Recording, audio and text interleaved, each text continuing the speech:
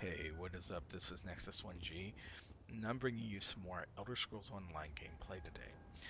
First of all, I wanted to show off some of the graphics in the game, just showing how beautiful they are, the textures, the colors, the rich environments that you're going to encounter as you play Elder Scrolls Online.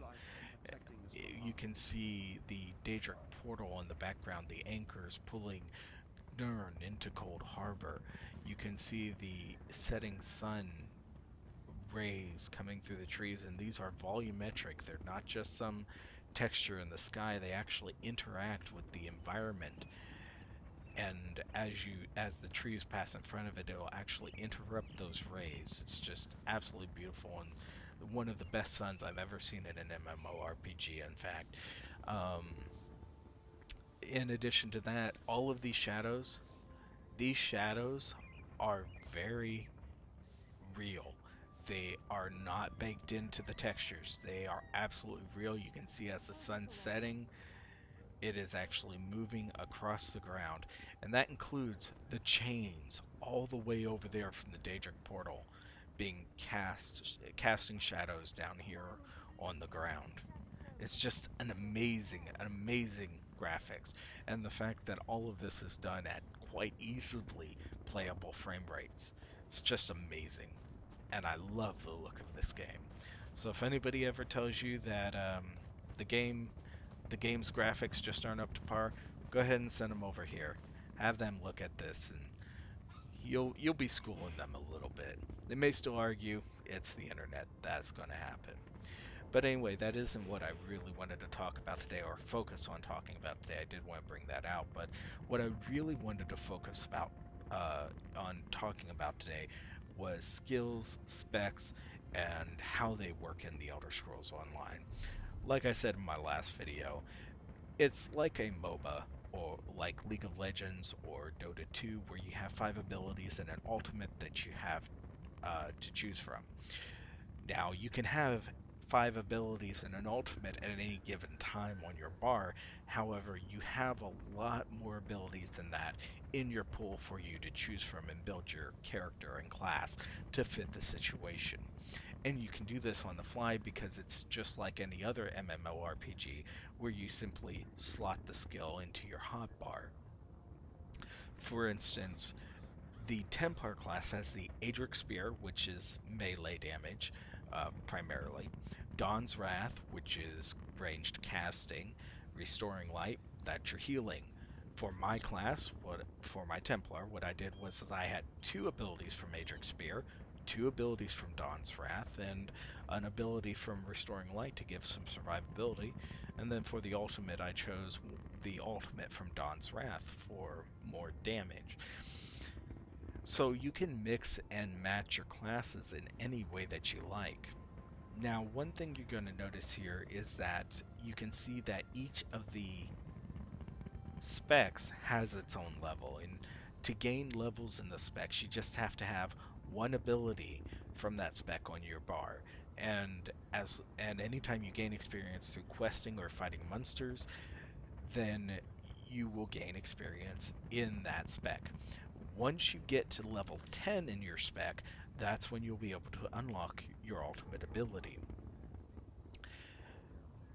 Now, you can unlock all of the skills and all of the passives quite easily in this game. That's definitely not a problem, and all of the morphs on top of it. We'll get to that in a minute. So, once you roll a Templar, you will have full access to that class at any given time. Let's say, for instance, you're in a dungeon and you're in a group and you're doing primarily a damage roll because the trash mobs don't really call for a healer. But your extra damage allows you to help out your group as you're going through. But then you get to the boss, and the boss is really, really hard, and your party needs a healer. You just go in, swap out your abilities with primarily restoring light abilities, or all restoring light abilities, and then from there, that's you're a healer now for your group. Just that easy. You don't have to run back to town. You don't have to spend any money. You just move up. You just change out your abilities, and that's how you change your spec. It's really, really that simple, and it gives a lot of flexibility to your character and his build. Now, one thing you're also going to notice is that each of these abilities also has its own level. So, for instance, I'm at Puncturing Strikes rank 4. Typically, and I will show this in a future class, I will do my best to have a skill point available with my next class that I show. But once you get to rank 4, you'll be able to morph that ability into one of two other abilities. I'll get more into depth in that when I can actually show you that process, but I wanted to let you know about why these individual abilities have levels. Now, each class is going to have its own three specs. It's not all going to be melee, range damage, and healing or anything like that. Each class is going to have its own three different specs that are going to act in three different ways that's appropriate for that class. Beyond that, that's really the summation of the skills and abilities and how classing works in the Elder Scrolls Online. And when you choose your class, this is exactly what you're choosing. Is you're choosing the three specs that are going to be available to your character. And it's really the only thing that's character dependent.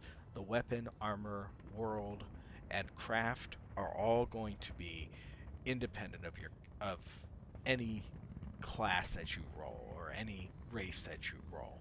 You'll have the same abilities available on all of those. Ratio, of course, will vary by race, but that is the summation of how the skills and class building works in the Elder Scrolls Online. I hope you did like the video. I hope you found it informative. If you liked it, please comment, rate, and subscribe. The rating is very important for me, and I really do appreciate that. I want to thank you very much for coming and watching. You all have a great day.